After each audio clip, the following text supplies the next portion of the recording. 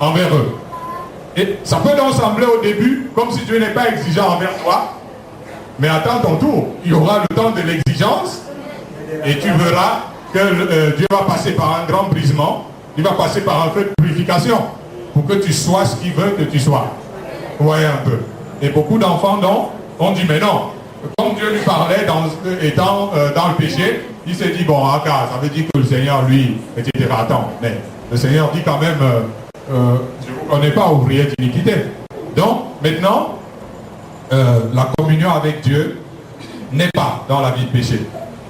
La relation avec Dieu est possible alors qu'on est encore dans une vie de péché, on se bat encore. J'ai parlé de relation et communion pour répondre à ta question. Pasteur, il a fait une précision au niveau de l'impureté physique, peut-être les menstrues comme ça. Écoutez, je suis pas. Il est allé dans le livre La Loi, non? Ça veut donc dire que les sœurs dans leur peur ne doivent pas prier, elles doivent pas. Le Seigneur ne doit pas leur parler. Mais non, je ne crois pas. Je ne crois pas ça. Non, ça ne fait pas partie. Le Seigneur, il parle à ses enfants, que ce soit une sœur qui est dans n'importe quoi. Et ceci, il n'y a pas de souci. La communion avec Dieu est possible parce que Dieu est esprit et il veut que ceux qui l'adorent l'adorent en esprit et en vérité.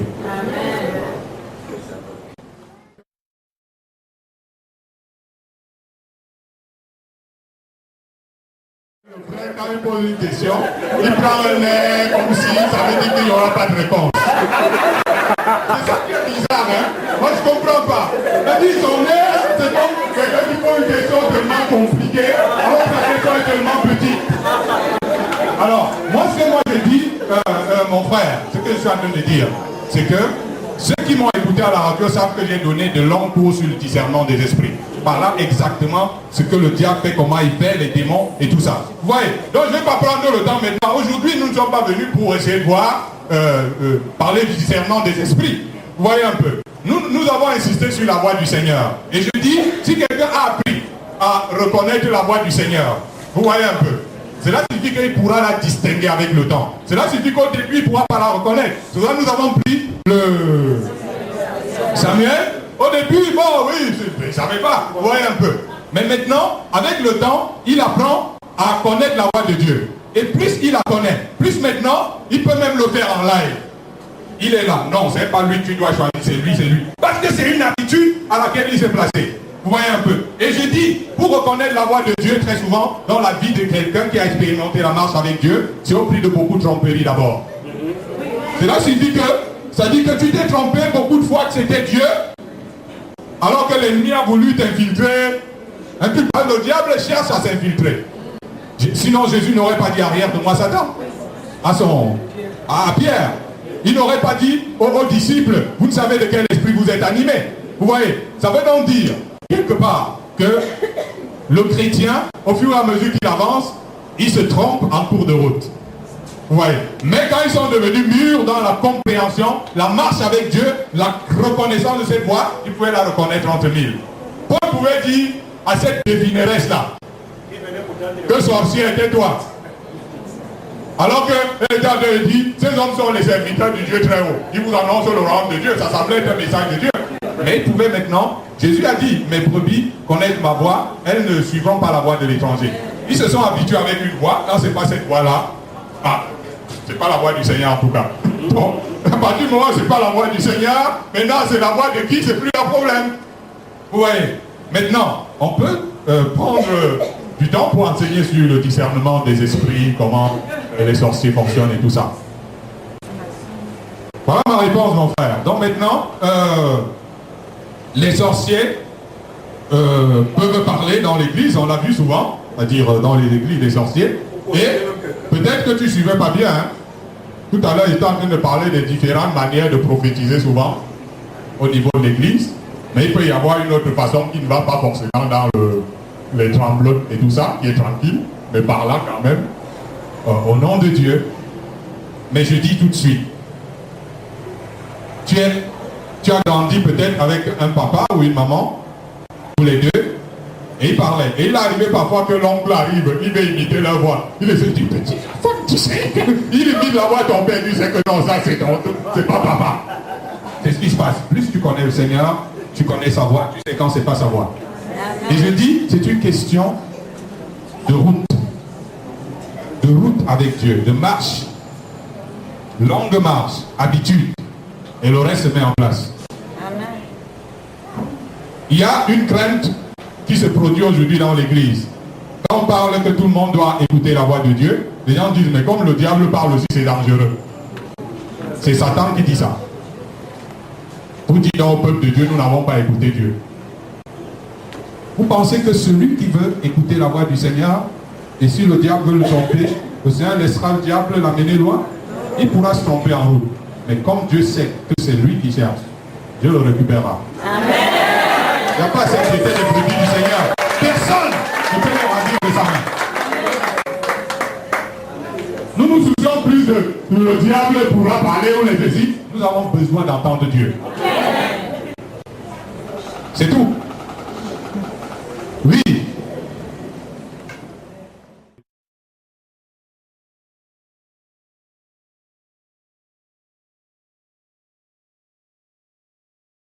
Jésus. Vous savez, lors de la transfiguration, Moïse, Élie, Jésus, Pierre dit, waouh, super que les trois soient ensemble. Il a décidé que c'est bien. Nous, on va fonctionner avec les trois. Trois tentes pour les trois. Dieu dit non, monsieur. Lui, seul. Alors, vous savez, c'est ce que nous faisons dans l'église. Nous construisons une tente pour Élie, une pour Moïse, une pour Jésus. Et les trois cohabitent là. Nous écoutons de temps en temps Élie, nous écoutons de temps en temps Moïse et Jésus, et nous faisons tous ces amalgames-là. Et l'apôtre Paul a été clair là-dessus quand même. Il a dit que il a parlé de celui qui est sous la grâce, c'est-à-dire n'étant plus sous la loi. Donc, si nous avons choisi de suivre Jésus, ça veut dire que nous ne sommes plus sous la loi de Moïse. Vous voyez?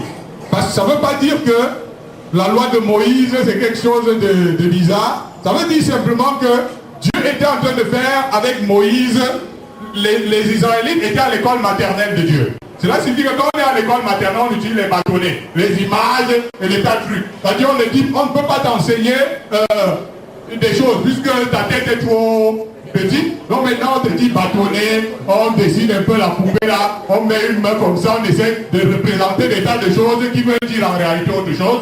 Et quand tu as grandi, on n'aura plus besoin de te présenter toutes ces images-là. Tu n'auras plus besoin de ça. Alors la loi, c'est quelque chose, pendant que les gens ne comprennent pas encore.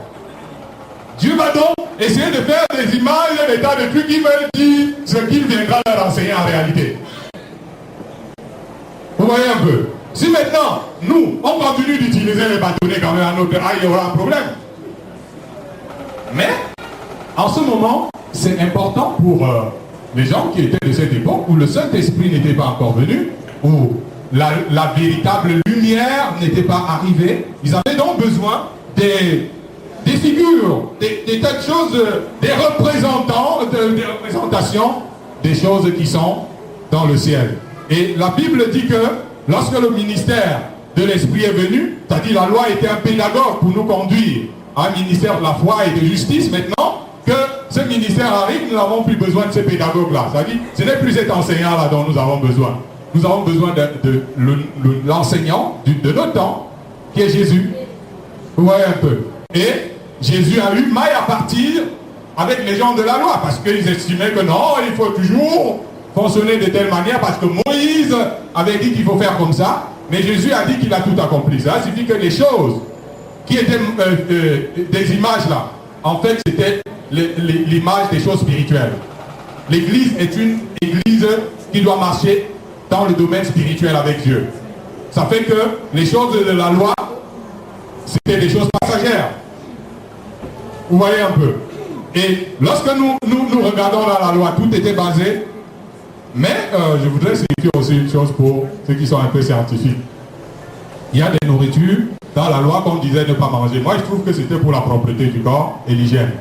Parce qu'il y a des nourritures, même jusqu'à aujourd'hui, quand on dit, par exemple, c'est telle nourriture dans la loi, si vous regardez attentivement cette nourriture-là, vous allez voir qu'elle est plus compliquée. Par exemple, le poisson d'eau douce. C'est-à-dire qu'il faut vraiment bien le traiter. Parce que si vous le mangez en le cuisant simplement comme le poisson de la mer, vous allez voir, vous risquez d'attraper une maladie. Vous voyez un peu. Même si ce n'est pas interdit, il y a toute une autre gymnastique à faire pour régler toutes les nourritures qui sont interdites dans la loi là. Sur un plan hygiénique, sur un plan de santé, vous allez voir, il faut un traitement plus accentuer sur ces nourritures-là pour pouvoir les manger sans danger. Or, avec les autres parfois, Seigneur, c'est pas moi, comme certaines personnes mangent, et ils mangent sans danger, alors que là-bas, il fallait un traitement précis. Donc, les choses qui étaient sous la loi là, moi, je peux considérer que ce sont des choses qui, sur le plan hygiène corporelle, peuvent avoir un impact négatif toujours. Ça veut dire que vous prenez le serpent, vous le croquez simplement, son os peut vous empoisonner. Vous voyez un peu. Donc, quelque part, c'est des choses qui avaient un sens nocif sur le plan de la santé. Mais ça n'a pas d'impact sur le plan spirituel. Parce que ce qui est chair, et ce qui est esprit, dit Jésus.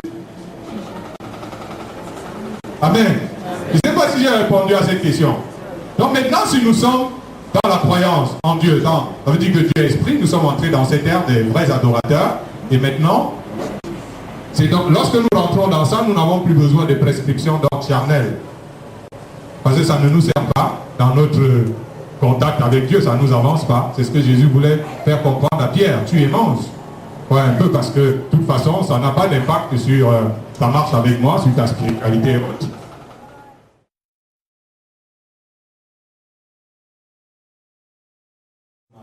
C'est la même chose qu'il faut faire si nous voulons recevoir le Saint-Esprit. C'est-à-dire qu'on ne va pas suivre des cours spéciaux qui vont aboutir à la réception du Saint-Esprit.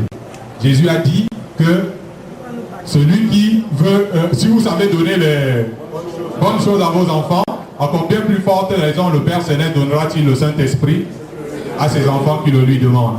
Cela signifie que Dieu répond à notre requête. Donc maintenant, tu veux que Dieu te parle, tu pries Dieu de te parler.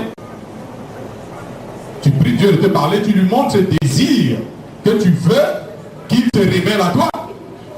Vous voyez un peu. Et je reviens sur la souveraineté de Dieu par rapport à nous parler. Tu ne vas pas dire à Dieu, je veux que quand tu vas me parler, entendre une voix qui sort du ciel, ça vient entrer dans ma tête. Là, c'est lui qui parlera. Ça veut dire que par des songes, par des visions, par des... par les différents types dont nous avons parlé là, il peut te parler de manière audible. Vous voyez un peu. Donc Dieu te parlera si tu veux que Dieu te parle. Si tu sais, c'est un désir profond. Écoutez, moi je pense qu'il y a une différence entre désirer et aspirer. Vous voyez. C'est-à-dire que vous pouvez désirer simplement comme quelque chose de passage, mais vous pouvez aspirer à quelque chose, ça veut dire le désirer de manière avec ardeur, avec ferveur. Vous voyez un peu. Et Dieu se rend compte que, mais c'est pas juste quelqu'un qui avait besoin de sentir, d'avoir une sensation comme ça instantanée, mais c'est quelque chose qu'il veut vivre réellement dans sa vie, il vous l'apportera. Vous voyez? Oui. Ça veut dire que frère, tu sais, la Bible dit, Dieu donne avec simplicité, quelque part dans le livre de Jacques. Souvent, nous avons reçu des enseignements qui nous amènent à voir que Dieu c'est quelqu'un qui... Il est comme... C'est pas... Dieu c'est... Dieu au ciel quand même, il est... Bref, Dieu c'est... C'est-à-dire quand en sa présence, il y a le feu, il y a... Bref, on essaye de vous présenter une image d'un Dieu difficile d'accès. Vous voyez, mais la Bible dit nous avons tous les uns accès auprès du Père dans un même esprit. Avec le même esprit, tous. Vous voyez, à partir du moment où nous rentrons dans cela, nous comprenons que moi aussi, je peux m'approcher du Père. Oui.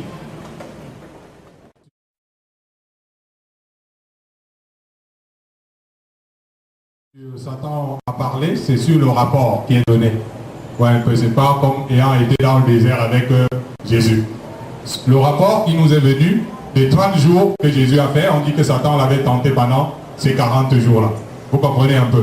Et Jésus a donné des réponses. Mais maintenant, on vient, on résume ça en trois trucs, et puis on résume. Mais pendant les 3 jours, il a été tenté par le diable.